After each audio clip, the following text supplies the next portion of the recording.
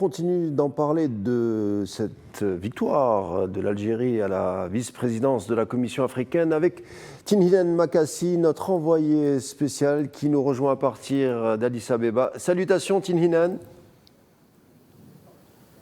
Bonsoir Karim.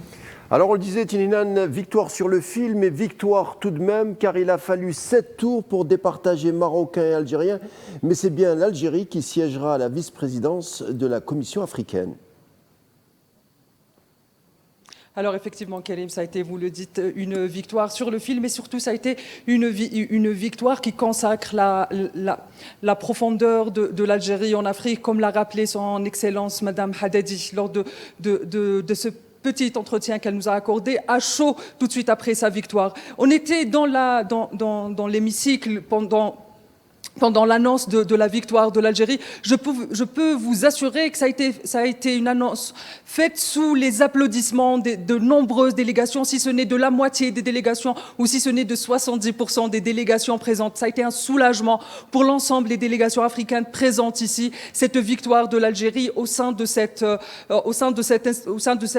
organe qui est un des organes principaux de l'Union africaine. La Commission africaine qui aura beaucoup de défis tout au long de cette année, des défis qui concernent bien évidemment l'Afrique, notamment les aspects sécuritaires au Sahel ou encore au Soudan, et surtout il y a la question de la République démocratique du Congo. Donc cette victoire de l'Algérie soulage quelque peu les différentes délégations africaines qui voient en cette candidature un vent d'espoir ou un vent de justice pour l'Afrique, mais surtout une médiation et des réponses qui seront effectives aux questions africaines. Et cette victoire de l'Algérie aussi, elle reflète quelque part ce thème de cette année qui est ce fameux thème de la justice pour les afro-descendants, pour les populations africaines, par la réparation. Et c'est justement dans ce domaine-là que l'Algérie excelle finalement, c'est dans la réparation. L'Algérie a été avant-gardiste dans les luttes anticoloniales, a été avant-gardiste dans les luttes contre le néocolonialisme et l'impérialisme. Et aujourd'hui, l'Algérie aussi ramène cet élan d'espoir concernant les réponses aux questions et aux défis africains. Et c'est ce qu'on a ressenti. On vous a d'ailleurs envoyé les images, Karim. Alors justement, Tinhinan, c'est toute la diplomatie algérienne qui est auréolée, une diplomatie, sa représentante qui occupera ce poste aux côtés de Mahmoud Ali Youssef de Djibouti, qui a été élu, on le rappelle, élu pour siéger à la Commission de l'Union africaine. C'était aujourd'hui lors du 38e sommet de l'Union tenu à Addis Abeba, où vous vous trouvez justement, Tinhinan. Alors parlons de cette seconde journée de demain. Quel est le programme, Tinhinan ?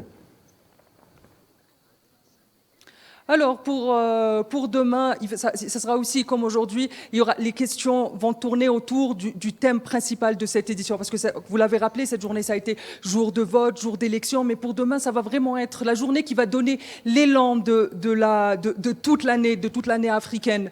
Il va y avoir des conférences, il va y avoir des tables rondes, mais ce que la plupart des participants attendent pour demain finalement, c'est les rencontres et c'est les discussions de couloir qui sont très importantes ici à Addis Abeba.